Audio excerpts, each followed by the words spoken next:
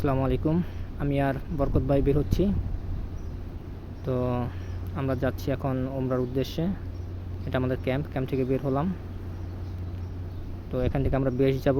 বেশ থেকে আবার আমাদেরকে গাড়ি করে মক্কার যে আমাদের বাস বুকিং করা আছে ওখানে নিয়ে যাওয়া হবে।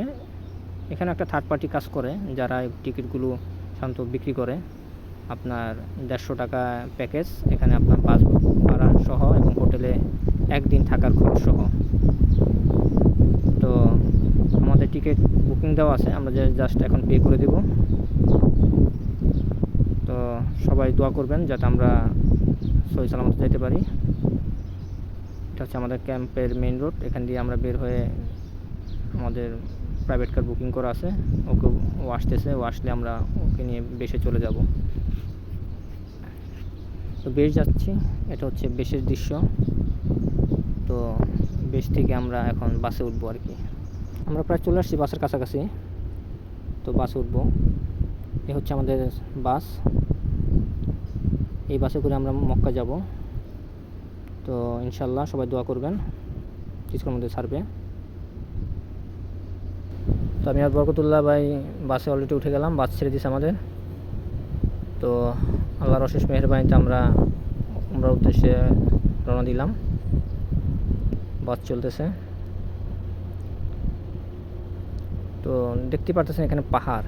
এটা হচ্ছে আবা, সৌদির একটা অন্যতম সিটি, খুব শীতলতম সিটি। এখানে 12 মাসই ঠান্ডা থাকে। সৌদি আরব যদি কোথাও বরফ পড়ে তাহলে বুঝতে হবে যে আবাতে বরফ পড়বে, মানে এরকম অবস্থা আবাতে। তো আমাদের বাস চলতেছে, আবা হয়ে মক্কা যাবে। তো জোহরের সময় প্রায় চলে আসছে। তো আমরা সামনে জোহরে নামাজ পড়ব। দেখতে পাচ্ছেন আবা এলাকাটা। আসলে সৌদি আরবে এত ঘনবসতি না, অনেক জায়গা, তো যার কারণে দেখা যাচ্ছে কিছু কিছু জায়গা পরপর কিছু বাসা বাড়ি, মার্কেট এরকম। আর আমাদের গাড়ি এখানে যেভাবে চলছে, গতি 80-90 এর উপরে আর উঠতে পারে না, তাহলে আবার এখানে সমস্যা, রুলস আছে এখানে, সেই রুলস অনুসারে চলতে হয়। তো দেখতে পারতেছেন আবা এলাকাটা পাহাড়ে সমৃদ্ধ, চারপাশ পাহাড় আর পাহাড়। তো আমরা জোহরে নামাজ পড়ার জন্য এই মসজিদে আসছি। এখানে আমাদের গাড়ি থামানো হয়েছে, আমরা জোহর নামাজ পড়লাম। এখন আবার আমরা বের হয়েছি মক্কার উদ্দেশ্যে। সামনে কোনো মসজিদ পেলে আমরা আসর নামাজটাও সামনের মসজিদে পড়ে ফেলবো। এখানে একটা সুবিধা, আপনি নামাজের সময় গাড়ি মসজিদের সামনে রেখে নামাজ পড়ানো হয়, সবাই নামাজের সুযোগ দেওয়া হয় সবাইকে। তো এখন আসরের জন্য আমরা রেডি। তো আমরা এই মসজিদটায় আসরের নামাজ পড়বো। তো আসর নামাজ পড়ে আমরা আবার মক্কার উদ্দেশ্যে রওনা দেব।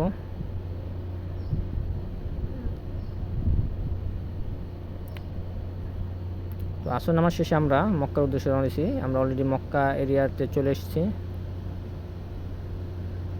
এখান থেকে আমরা মক্কার যে চেকপোস্ট, সেই চেকপোস্টের সামনে এসে আমাদের গাড়িটাকে চেক করা হবে। তবে মক্কার গাড়ি এত চেক করা হয় না, আমাদেরকে ছেড়ে দিছে। তো এটা আবার শেষের দিকে, মক্কার শুরুর দিকে আর কি।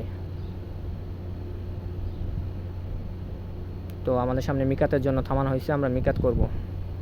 এহরাম বাঁধবো এখান থেকেই। এটা হচ্ছে মিকাতের এরিয়া, সরকারিভাবে এখানে বরাদ্দ করা।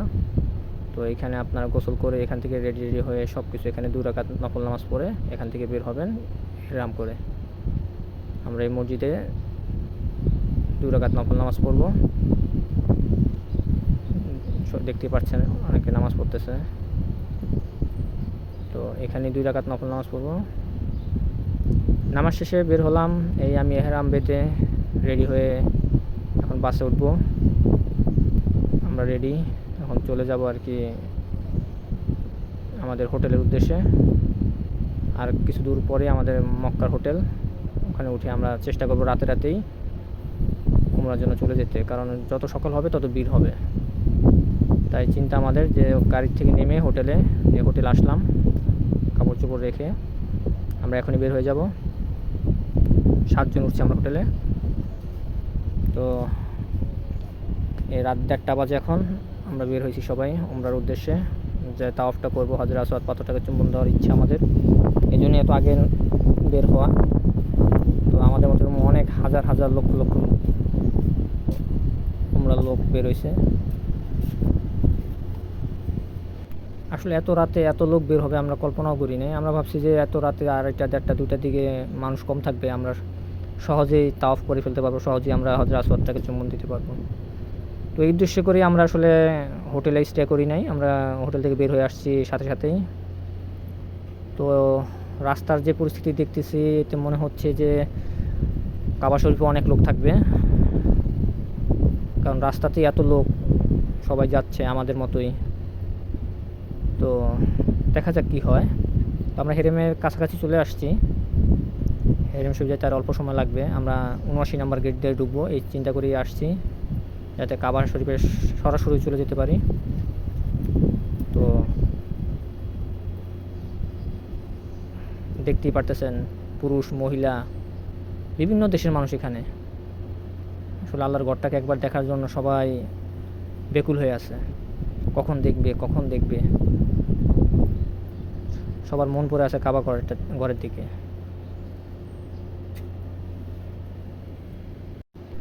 তো আমরা অলরেডি হেরেম শরীফের চত্বরে চলে আসছি, অল্প কিছুক্ষণ মধ্যে হেরেম শরীফের ভিতরে ঢুকবো।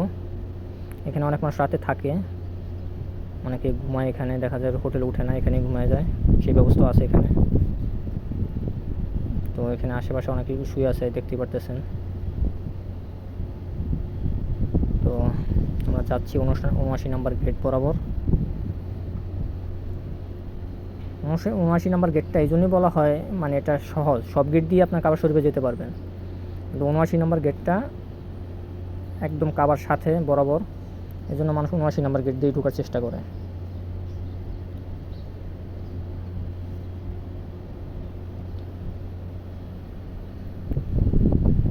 এত রাত করে আসছি, ভাবছি যে লোক কম হবে, খুব সহজে হাজরে আসওয়াদ পাথরটা চুম্বন দিতে পারবো এই নিয়ত করি। তো যে পরিস্থিতি দেখতেছি এখনই লক্ষ লক্ষ লোক দেখা যাচ্ছে। তো আল্লাহ ভালো জানে, আল্লাহ কবুল করার মালিক। হাজরে আসওয়াদ পাথরটা চুম্বন দেওয়া আসলে যতদূর শুনছি যে এত সহজ না, অনেক বিড়াবিড়ি হয়, অনেক চাপাচাপি হয়, ওইখানে অনেক মানুষ মারাও যায়। তো এই রিস্ক নিয়ে যেতে হবে, কিছু করার নাই। আমরা যখন করতে আসছি তখন আল্লাহ যদি কবুল করে অবশ্যই চেষ্টা করব হাজরে আসওয়াদ পাথরটাকে চুম্বন দেওয়ার জন্য। তো আমরা অলরেডি 79 নম্বর গেটের খুবই কাছাকাছি চলে আসছি। 79 নম্বর গেট, মেইন গেটটা 79 নম্বর গেটটা বড় গেট। তো